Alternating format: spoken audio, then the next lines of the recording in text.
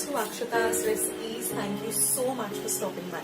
It is really a delight and it's something which is very simple to make. So it's a super simple recipe like I said, and the end result is simply delicious. So let's just dive straight into today's recipe. So let's see today's recipe of prawn rice. Now here I'm just going to be nicely frying one medium-sized onion which I've thinly sliced till it becomes nice and crispy like this. This is going to be used for garnishing. Here I've just washed 1 cup of rice and I've soaked it for about 5 minutes.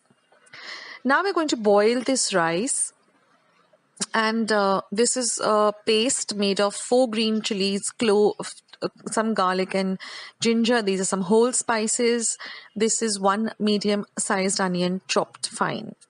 Now I've taken about 10 large prawns and I've just added some turmeric powder and some red chili powder and salt, and I'm just going to mix everything well together, and I'm just going to marinate it for about 10 minutes and keep it aside.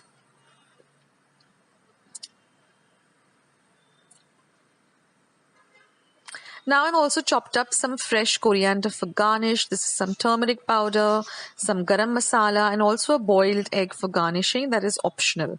Now here I've just heated some olive oil in a pan. Now here my rice is already ready, so I'm just going to drain off the excess water in this manner by turning it upside down over a sieve. Now I have heated some olive oil in a pan and I am going to fry these prawns till they are nice and golden brown in color. Now our prawns are almost done, and since I'm frying it in olive oil, I'm going to retain the oil because we're going to add it with the prawns to our dish.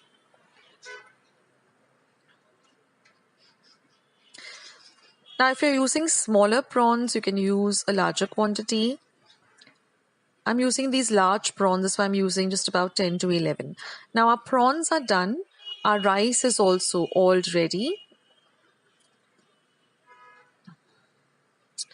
And now we're going to start making this lovely prawn rice. So I've heated 1 tablespoon of ghee in a pan. Now I like to make all my pulaus, rice in ghee rather than oil. Now I'm going to be adding my whole spices. I've listed all my ingredients in my description box below, so you can go and check it out. Now I've put the green chili, garlic and ginger paste, and I'm going to fry it out well. You'll get the aroma of the ginger and the garlic. And we're going to fry it till the rawness of the garlic goes away. Now we're going to add our chopped up onion. And we're going to fry the onion till it becomes translucent.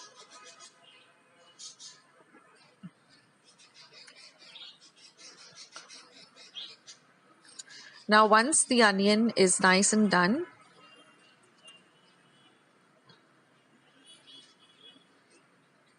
you'll see the color changing from a pink to a whitish color. That means your onion is nice and done. And you need to fry your onion well for all, pulaus and rice. And now I'm going to add this haldi powder or turmeric powder because I want that lovely, yellow color for my rice. Now once the haldi powder also is mixed in well and the rawness is gone away, we're going to add our prawns which I fried along with a little bit of the olive oil that is there. Now if you're using regular oil, I would suggest don't add that oil. Now I'm just going to add half the quantity of the chopped coriander. It just flavors the rice very well, and they're going to retain the other half for garnishing. Now we're going to mix everything well together. Now I'm just going to be adding a pinch of garam masala. This adds a lovely flavor to this rice. Now we've already added salt to the prawns. So now we're going to add the cooked rice and mix it in well. So what you can do is just taste a little bit of it once you've mixed everything well together. And if you feel that you need a little more salt, you can add salt because we've already added salt when we were marinating the prawns. So just check on that, otherwise your dish will turn up very salty. So before adding any extra salt, just taste the rice first. So we're going to mix everything well together. And once everything is mixed, then you can just turn off the flame and your rice is all ready. Now we don't need to cover and cook this because the rice is already cooked. You can make this dish with some leftover rice too. So now I've just transferred it to the bowl. I've added the lovely crispy onions that we fried, and I've also added this boiled egg for, to give it a more beautiful look. So for those of you who don't like boiled egg, you can just skip that. But otherwise, here your delicious prawn rice is all ready. It's so simple and so easy to make, right, friends? I mean, it didn't take much time for it to get ready. Of course, a big tip over here, don't forget to clean your prawns well. Don't forget to devein it, because if you don't So friends, let's make this delicious Goan fish curry recipe. Now I'm using surmai, but you can use any fish that you like. That is pomfret, mori. Now here I have about 5 to 6 pieces of surmai that I've washed really well and cut into thin slices. Here I have about 15 dried red chilies. This is 1 medium onion sliced, 1 inch of ginger, 6 cloves of garlic, 6 light green chilies, 2 tablespoons of coriander seeds or dhania, 1 tablespoon of cumin seeds, half a teaspoon of peppercorns. This is 1 raw mango. You can use tamarind if you don't have raw mango available. And this is just 1 cup of thick coconut milk, or you can also use 1 cup of grated coconut. Now I'm using my traditional Goan pot. I love to make my Goan fresh curries or sorak in this pot. It just adds a beautiful flavor. And I bought this from Mapsa when I had gone to Goa. Now I just added about a tablespoon of oil. Once the oil is hot, you add in your ginger, your garlic, your green chilies, and you saute all of this nicely, really well. Now you can keep everything whole because we're going to grind this anyway. You can even chop up the chilies a little if you want, but I just take off the tips and add it because I'm going to grind it into the mixer pot anyway. Then I'm going to add my sliced onion, saute the onion also very well. Nowadays raw mango is available throughout the year, so if you can get your hands on kairi or raw mango, you can use that. If you don't get your hands on it, just use a souring agent like sola or amsul. Okay, now I'm going to add the dried red chilies. These are Kashmiri red chilies.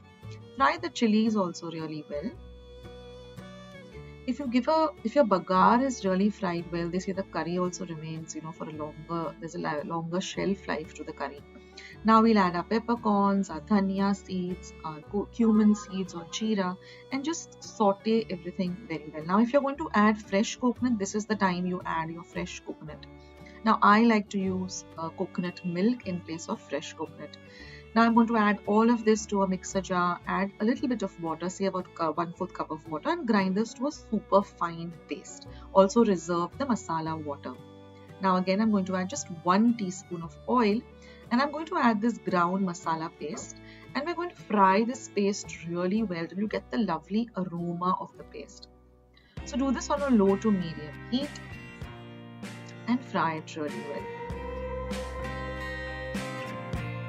Now you can comment in the comment section below whether you also like to use this lovely earthen pot to make your fish curries. So now I'm just going to add a little bit of haldi powder or turmeric powder. And I'm going to add the masala water. We don't want to lose any of those flavors, so we're going to add the lovely water to the masala mixer jar and add all the water. And you can add a little bit of additional water depending on how thick you want your fish curry or how thin you want it. So mix everything together really well.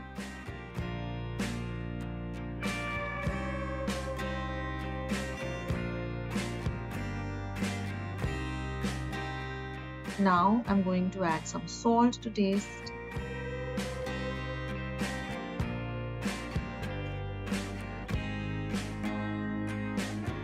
And now I'm going to add my coconut milk. I'll also leave a link of how I make this coconut milk at home.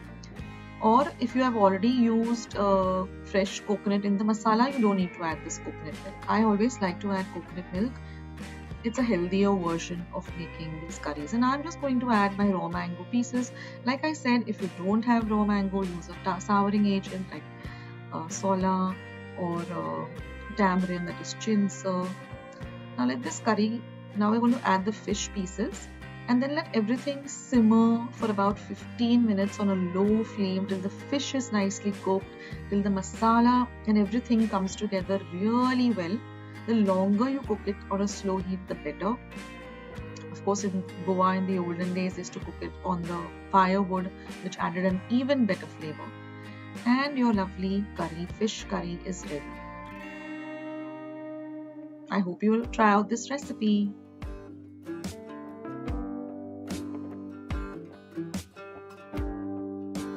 So friends, let's make this delicious bangda cutlets or mackerel cutlets. Super simple. Now here I've washed my bangda, cleaned it really well, and now you can see that it's all nice and clean from the inside. They've taken out the scales and everything. And now I've taken a big pot of water. I'm going to add the bangda to the water, and we're going to boil this on a low to medium flame till the bangda is nice and cooked. So this took me around 15 minutes on a low to medium flame, but let the bangda get cooked really well. Now it is already nice and cooked and it has cooled down completely. So now I'm just going to take off the skin, the bones, and only retain the delicious flesh. When I was a kid, bangda used to be my all-time favorite, that my parents used to keep bringing bangda almost like, twice or thrice a week. And then I graduated to pomfret, and now I'm a big surmai and prawn fan. So in the comments, let me know what is your favorite fish. And of course, I love mori ambutik. That's every Goan's favorite. So I'm just taking out all the flesh. Try not to get any of the thorns or the bones inside. So this will take you a little bit of time. So if you're making it, you can always prep this and keep this a day ahead to make your work easier. But see that none of the skin and the bones go into this cutlets. So you can do this with any fish. You can do this with pomfret, you can do this with surmai, mori. I have a recipe for mori cutlets. I'll leave a link to that below. So this is the general procedure. So now I have all the fleshy part of the bangda ready. Now we're just going to add some other lovely ingredients. So here I have 2 green chilies cut fine. I always use light green chilies because they're not very spicy. Then I'm going to add 4 cloves of garlic and half an inch of ginger that I've chopped really fine. You have to chop everything really fine for these cutlets. 1 medium onion chopped fine. And some lovely fresh coriander. Now I'm going to add half a teaspoon of turmeric or haldi powder. We're going to add the all-important ingredient, which is salt to taste. Without salt, our food doesn't taste good at all. And 1 egg. Now I've taken 4 small potatoes, boiled potatoes. I leave the recipe of how you boil potatoes to perfection for the beginner especially.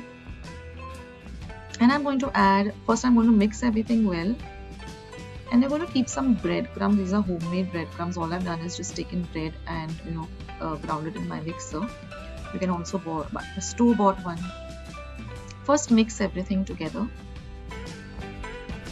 Now the eggs and the potato are basically the binding agent, which will give it some body. So the cutlets are formed, and then you can add a little breadcrumbs at a time just to make them nice and firm, and keep some breadcrumbs because we're going to roll these in the breadcrumbs. So add a little at a time till you get a nice firm dough of this mixture.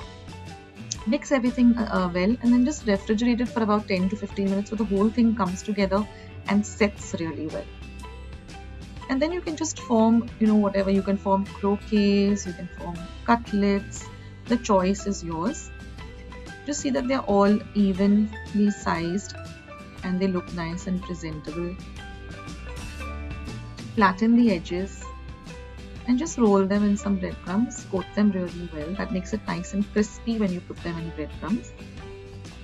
And then all you have to do is just shallow fry them in a little bit of oil till they're nice and golden brown in color. So I like to, make these cutlets. I got about 10 cutlets of this medium size. If you make croquets, you'll get a larger quantity. And then I like to keep them in the refrigerator for some time, and then I like to fry them because that way it really comes together well. This is a great tiffin item, this is a great snack item, and they're really delicious. Bangda cutlets are really, really delicious, and bangda is supposed to be a very healthy fish. So try and make these. Let me know in the comment section how they turned out. And all you have to do is just put them in a little bit of oil, very little, and shallow fry them till they're golden and crispy and delicious. So I hope you give this recipe a try, guys.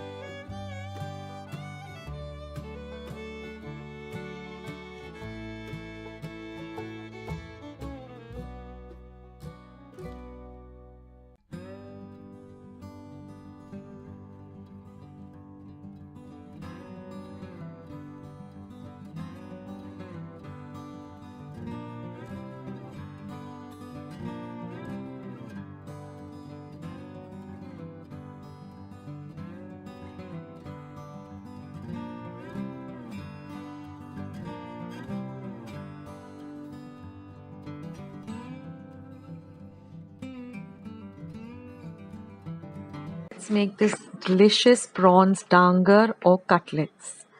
So here I've taken about 20 to 25 small prawns, deveined them and washed them really well.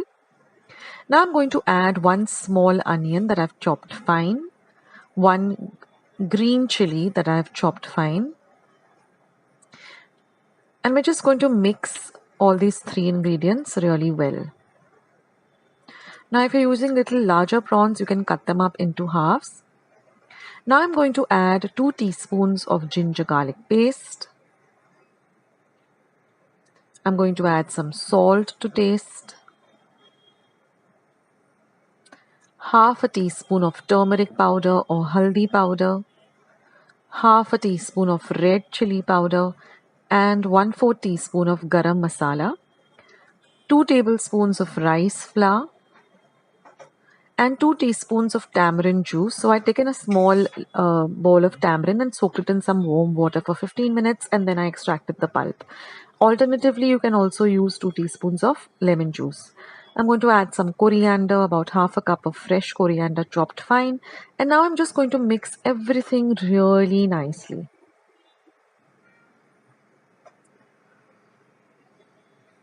So our mixture is ready. Now I've taken some fine semolina or suji or rava. I'm going to form these into small flat cutlets. And I'm going to coat them with this fine semolina. Now another alternative, you can also use breadcrumbs instead of semolina.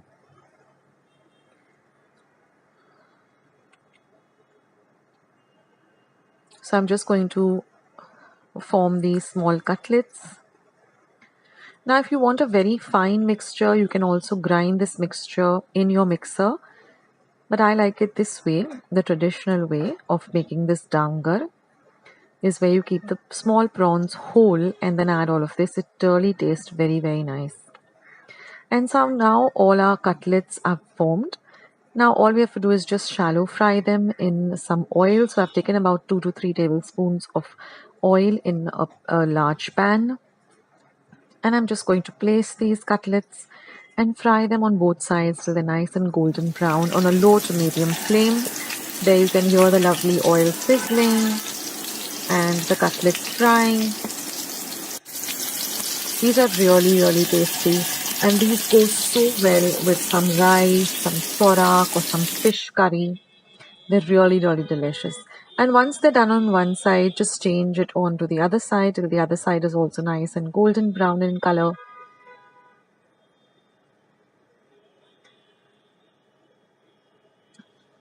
Recently, I had posted bangda or mackerel cutlets, and some time ago I had posted mori or shark fish cutlets.